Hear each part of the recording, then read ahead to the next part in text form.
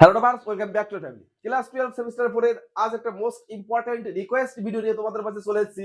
আমরা আজ আলোচনা করব রশিদ আলী দিবস সম্পর্কে। হ্যাঁ, একটা গুরুত্বপূর্ণ প্রশ্ন আমাদের পরীক্ষায় 3 অথবা 4 নম্বরে আসতে পারে। চলো আলোচনা করা যাক রশিদ আলী দিবস। দেখো রশিদ আলী দিবস যদি আমরা দেখি, রশিদ আলী দিবস, রশিদ আলী দিবস, তাহলে আমাদের আগে জানতে হবে রশিদ আলী কে ছিল। আজাদ হিন্দ বাহিনীর ক্যাপ্টেন, আজাদ হিন্দ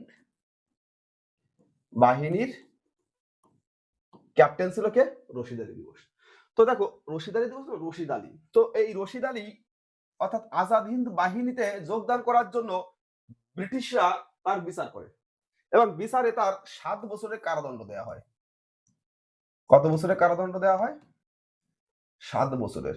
দেখো এই যে আমাদের রশিদ আলী এবং আজাদ হিন্দ বাহিনীর যে প্রধান, তাকে যদি আমাদের গ্রেফতার করা হয় তাহলে এটা কিন্তু আমাদের ভারতবাসীর জন্য একটা অপমানের ছিল। তো তাই ভারতবর্ষের সর্বস্তরের মানুষ কলকাতায়, দেখো 11 থেকে 13 ফেব্রুয়ারি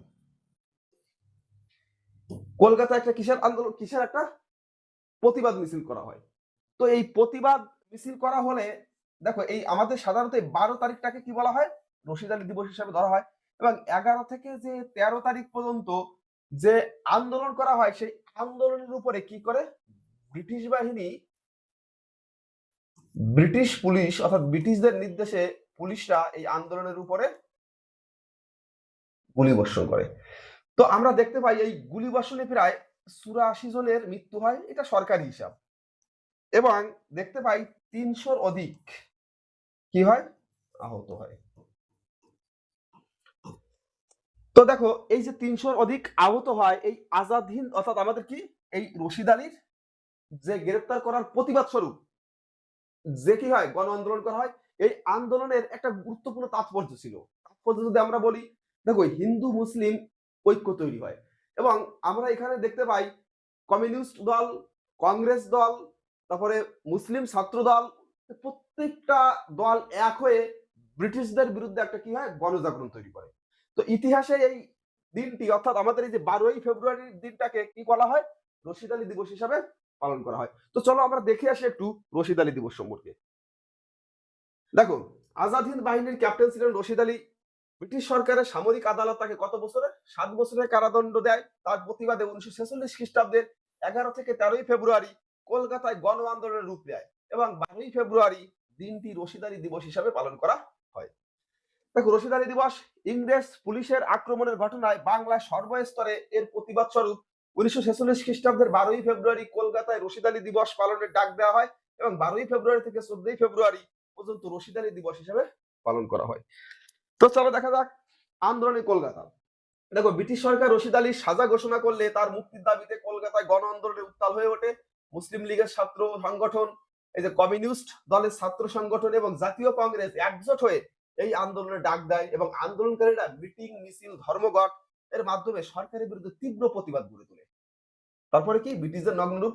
কলকাতায় সংঘটিত এই আন্দোলনকে দমিয়ে রাখার জন্য ব্রিটিশ সরকার সেনাবাহিনী নিয়োগ করে এবং আন্দোলনকারীদের সাথে এই সেনাবাহিনীর সংঘর্ষ বাধে এবং এই সংঘর্ষে সরকারি মতে প্রায় 84 জন নিহত হয় এবং 300 জন আহত হয়।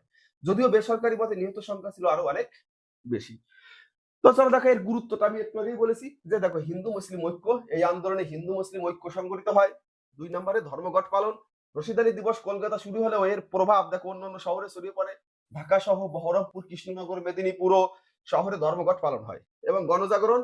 রশিদ আলীর বিচারকে কেন্দ্র করে কলকাতা সহ বাংলায় যে জাতি, ধর্ম, বর্ণ নির্বিশেষে বিরাট গণজাগরণ ও বিক্ষোভ দেখা যায়, যা ব্রিটিশ সরকারের মনে বিরাট ত্রাসের সৃষ্টি করে। তার মানে কি দেখো এই আন্দোলনটাই হিন্দু মুসলিম তারপরে কি লিঙ্গ বেসিস প্রত্যেক স্তরের মানুষ এই আন্দোলন যোগদান করেছিল। তারপরে দেখো মূল্যায়ন। রশিদ আলী দিবস শুধুমাত্র একজন ব্যক্তির মুক্তির আন্দোলন ছিল না, এটি ছিল ব্রিটিশ বিরোধী আন্দোলন। এটি ভারতের ছাত্র আন্দোলন এবং সাম্প্রদায়িক ঐক্যের অভিসরণ হিসাবে গণ্য হয়। তো চলো দেখো আমাদের পরীক্ষা কিন্তু অতি সন্নিকটে। আমাদের পরীক্ষা 12 তারিখ থেকে স্টার্ট হচ্ছে। তো এরই ভিতর তোমার যে যে সমস্যা আছে একটা রুটিন ওয়াইজ তুমি তোমার সিলেবাসটা তাড়াতাড়ি কমপ্লিট করো এবং তোমার যদি কোনো প্রশ্নের সমস্যা থাকে অবশ্যই সেটা কমেন্টের মাধ্যমে জানাও এবং এই ভিডিওটা তোমার বন্ধুদের মাধ্যমে ছড়িয়ে দাও। যদি কোনো প্রশ্ন জানার থাকে অবশ্যই আমাদের কাছে জানাও। হ্যালো টপার্স তোমাকে অবশ্যই তার সমাধান দেবে এবং এই ভিডিওটা শেয়ারের মাধ্যমে তুমি আমাদের আরো অনুপ্রাণিত করো যাতে এরকম ভিডিও তোমাদের মাঝে আরো পৌঁছে দিতে পারি।